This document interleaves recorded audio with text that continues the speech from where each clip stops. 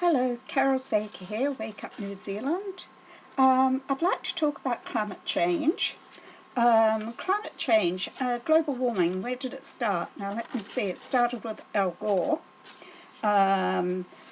He was part of a team that actually got together a summit or a conference in Copenhagen, Denmark in 2009.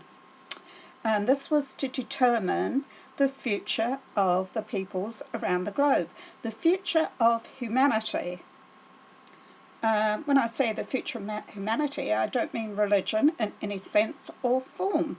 In fact, this was to be a global act of criminal behaviour, an act of scamming the masses around the world. So, it was known as the greatest transformation ever known.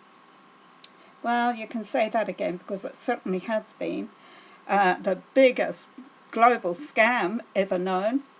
Anyhow, this wasn't a light bulb moment. This was about the UN Global One World Government. Later, this was tied up to the 1992 Rio Earth Summit, where Agenda 21 was about to happen. However, at the Denmark conference in 2009, more than 15,000 officials, representatives, UN affiliates, joined by 5,000 strong media from all around the world were in attendance. People such as Leonardo DiCaprio, Daryl Hannah, Archbishop Tutu, Prince Charles, yes, even royalty attended. There were just a few celebs that actually attended. There were masses of them. Well, it was hardly global warming at the time because in Copenhagen the ground was covered in over a metre of snow. It was so cold that they used 1,200 limousines to actually take delegates to and from the conference centre, even when they were only a few hundred metres away, accommodated only a few hundred metres away from the hotels. So it was extremely cold and there was snow blizzards. And here they are in their warm surroundings talking about global warming. Ironical, isn't it? Anyhow, so there was no agreement made at that time, but it doesn't mean to say that wasn't the end of it. It was just the beginning. UN were not going to let it go.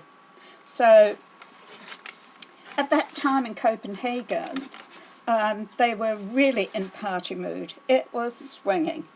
There was a prostitutes collective that had 1,400 members, and they offered all those delegates with tickets to the conference free sexual intercourse to sell the conference.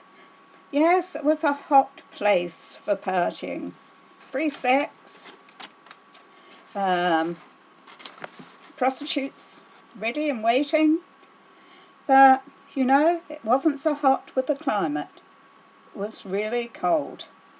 So, anyhow, what about, how did all these people get there?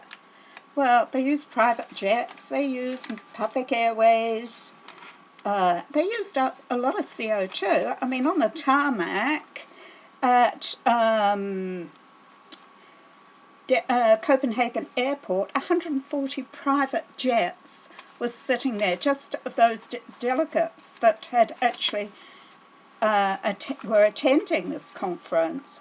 And that doesn't count the number of planes that were flying in and out. So there was plenty of CO2 emissions being used, yet this was all about cutting back on CO2 emissions because of global warming, I asked you. So now how much does that, you know, when you think of all those emissions, what does that actually equate to?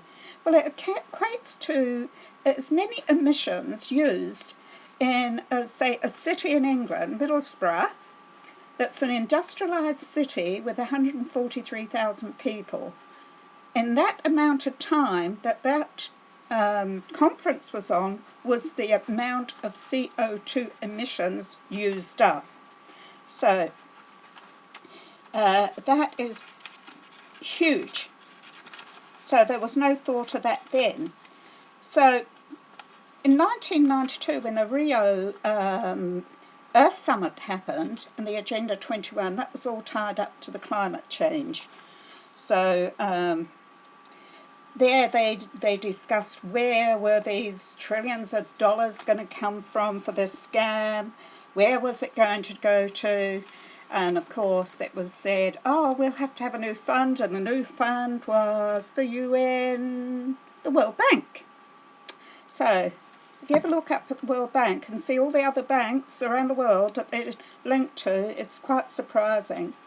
So then now Agenda 2021, later Agenda 2030, 2050, 2063, and so it goes on and on and on, and it's all about power and control, global power and control of the world.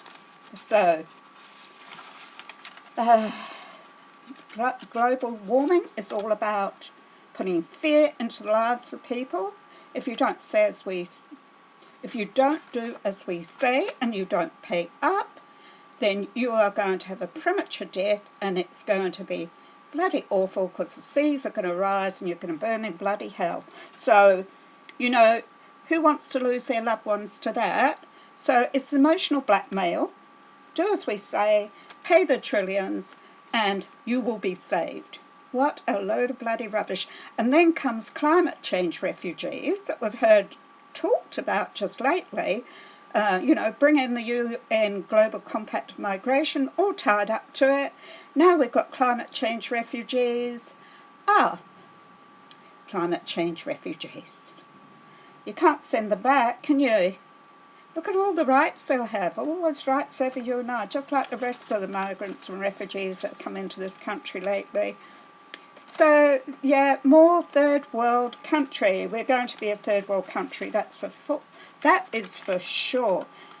See how climate change has actually linked into everything else. And it's all about fear, scaremongering the masses. It's about money. It's about the one world global government, which is the UN. It's about dictatorship. It's about communism. It's about socialism. It's about dictatorship.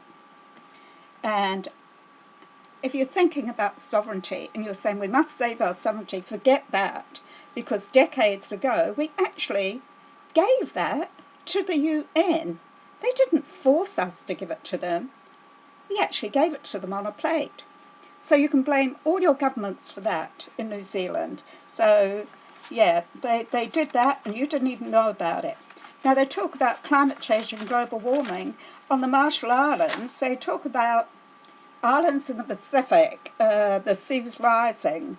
Well, let's look at it like this. Let's take another look at it. It's not always what is reported. They don't tell you that they're dredging the sandbanks around these islands, some to put in airports. They're digging out the coral. The banks are eroding. It's the banks eroding. They will tell you that the sea is so high, it's licking at the palm trees. So, it's a load of rubbish. Anyhow, going back to the UN, there was a report in 2013 that stated global warming had stopped. And there was no warming this century. They had to edit that one, didn't they, before it got out? And you had Barry Brill, past New Zealand Member of Parliament of Science, justified that UN editing, stating that a report would never stand up to scientific scrutiny. For sure it wouldn't. So they had to edit it. So, okay. So, let's think about those young people who have been protesting lately. They would never have seen global warming. It's never been in their lifetime. In fact, the UN have stated that there would be no reporting of climate trends for up to 30 years. That is part of their ruling. So those people under 30 years of age, how can they ever say that global warming has happened? Because it hasn't been reported it happened. You go to your council property rates, they give you predictions of what could happen, may happen, suggestible to happen, but they will never ever say it's fact. They are all scammers. They are taking your money illegally, just as the UN is. It's all about power and control and the trillions. So,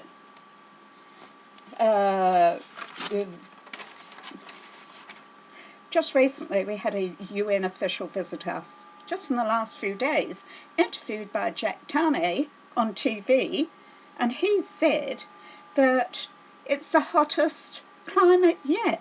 Yet you go back 1,000 years, it was hotter. It was a medieval warm age. 800 years ago, it was into the Ice Age, the Little Ice Age. So the weather has been variable. So he actually told a blatant lie, purposely told a blatant lie to reward the global change scam. We have kids in schools who are taught through the UN NZ website. It's a portal for teachers in the education system of New Zealand to teach our kids about being good climate change globalists. They teach them global warming. They are teaching them lies. When do you ever see a large public debate about climate change? There will not be. Let's bring Lord Christopher Monckton over here. Let's get him on a debate on TV. No, they're not going to do that, are they? He may just prove differently. So, going back to Al Gore, in 2006 he made a documentary that was called An Inconvenient Truth. Now, I'd like to call that a very convenient lie. Thank you very much, people.